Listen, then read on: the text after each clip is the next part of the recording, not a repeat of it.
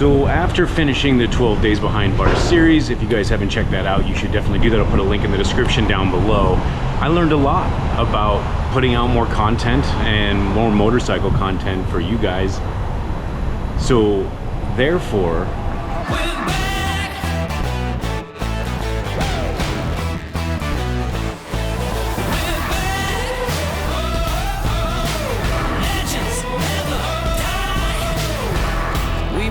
so long, but nothing now can. All right, so before we get too deep in today's episode, the wife has to work today, so I thought, why not swing by and bring her a coffee? Maybe put a smile on her face. I know.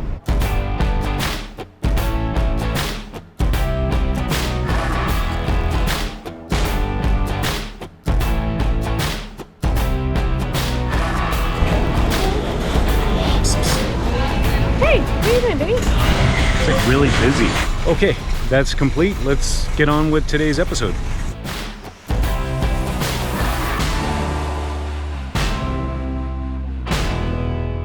Well, all right. Well, welcome back. This is going to be season 3 with a little bit of a twist. If you guys are not familiar with how this is going to break down, I will break it down for you real quickly. So I'm going to be, I guess, incorporating everything that I've learned from the 12 Days Behind Bars series and add it in to this entire season. Therefore, at the end, we can take a look at it. But pretty much what I'm going to be doing is taking you through all my rides throughout Southern California and, you know, maybe some other adventures into this season, incorporating that same concept. It's pretty much where I'm going to be showing you some cool sights on the motorcycle. There'll be some B-roll segments, and then I just kind of share with you my thoughts. It's a little bit more raw. It's not as polished as like a documentary by any means, and we're gonna have some fun. So if you're into motorcycle and motorcycle content, consider hitting subscribe down below.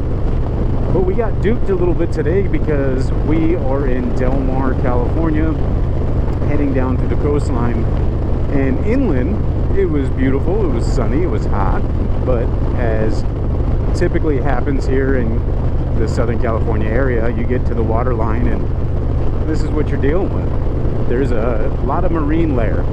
There was a comment made in one of the groups that I follow not too long ago saying that the next 3 to 4 weeks there's going to just be unbelievable sunsets, though, because by the time the cloud cover gets pushed back, it's going to be like the perfect timing for sunset.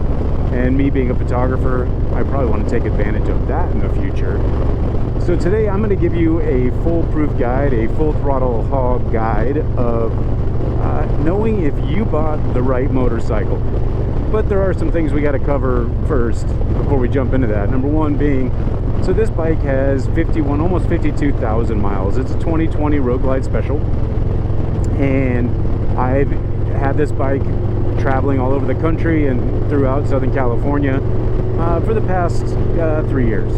But it really doesn't matter the brand that you're into or the bike that you bought. I think we all want to go through making the right decisions when we buy our bikes, and we want to feel good just internally, like feel good about our purchase.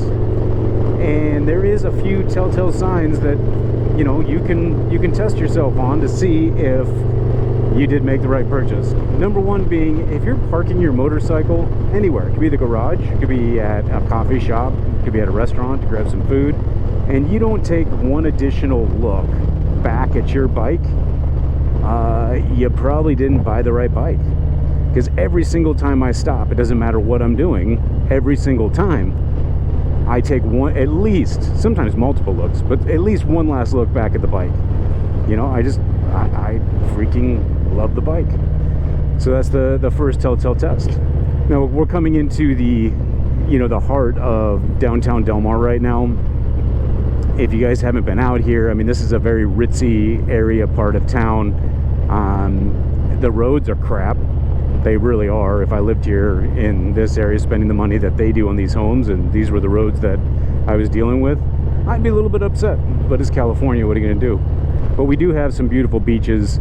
You know, as a kid, I was coming down here and surfing, and just hanging out. But they have all these little shops here and bars and restaurants and, you know, cool place to spend the day, you know. And it just kind of runs right next to that coastline. We just did the 101 up north coming down on the 12 Days Behind Bars series, and technically this would be considered part of the Highway 101 one ride up Pacific Coast Highway.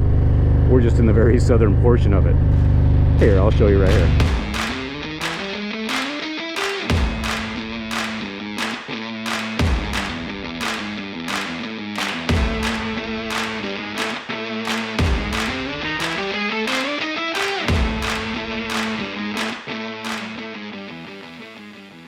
Now, my second telltale sign, at least for me, is that going into the dealership, I am not looking to purchase another bike.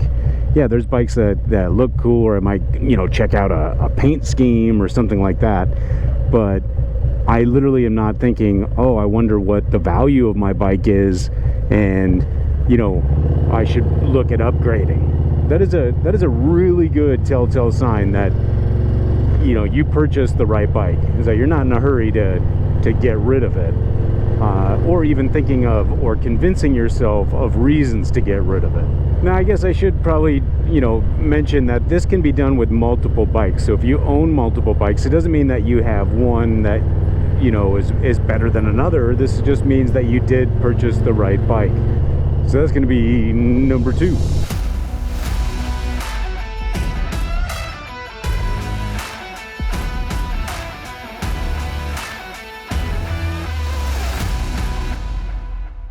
So Del Mar becomes Cardiff Beach, which becomes Torrey Pines, and that's kind of where we're at right now. It's the Torrey Pines area, Torrey Pines campground here. To actually get a spot here for your RV, it's almost like a year waiting list to be able to come down here and camp at the San Alejo State Park. But it is really, really nice because you just got your RV right there, and, you know, beach access. Expensive, I don't remember the cost, but it is expensive. But if you're going to come down here in August, this is what you're going to get. It's not going to be, you know, the beautiful sunshine that you might think Southern California will be. It's more like October, by the way. I mention that all the time. But if you want to come into San Diego and experience, you know, perfect sunny days like you would see in a postcard, that's going to be October.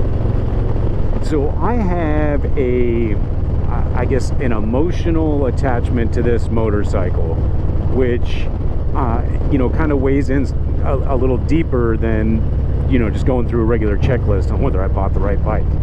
Because this motorcycle is the bike that I bought to do these, you know, extravagant, you know, long distance tours, and it was shortly after the passing of my mother, which, you know, kind of motivated me to get on living. So I do have an emotional attachment to this motorcycle. Matter of fact, I mean, I do want to keep this bike forever. I never want to get rid of it. But with that being said, that leads me into my next, you know, kind of test. And I thought about this the other day, especially with all the things coming out with the new Harley Davidson CVOs and things like that. But how do I know that I picked the right bike? Well, I thought about this. If, let's just say, Harley Davidson approached me and said, Ryan, we are going to give you a brand new, for free, 2024 CVO Road Glide, let's say.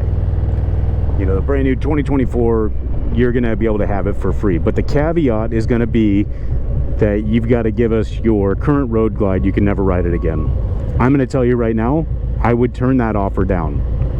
That's how much I love this motorcycle, and believe that I made the right purchase, you know. And through trial and error and different upgrades, and I mean, if you guys watch this channel, you know I've went from 8 hangers to these T-bars.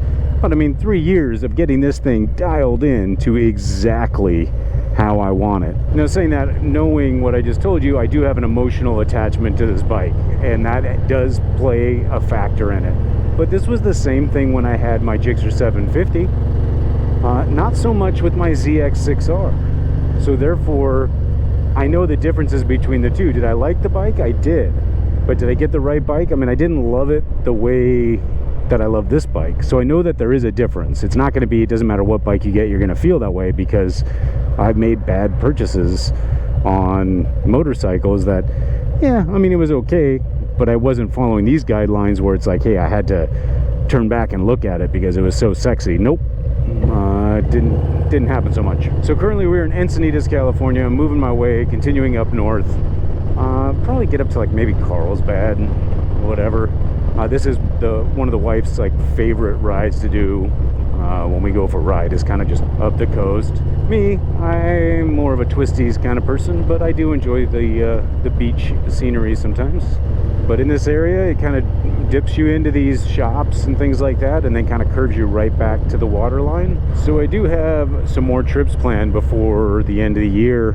I'm not sure if I'm going to do it like another different type of series or something like that, or keep it a part of this season. But it'll be more road trips. I definitely love filming on the road, love being on the road. I find it a little bit easier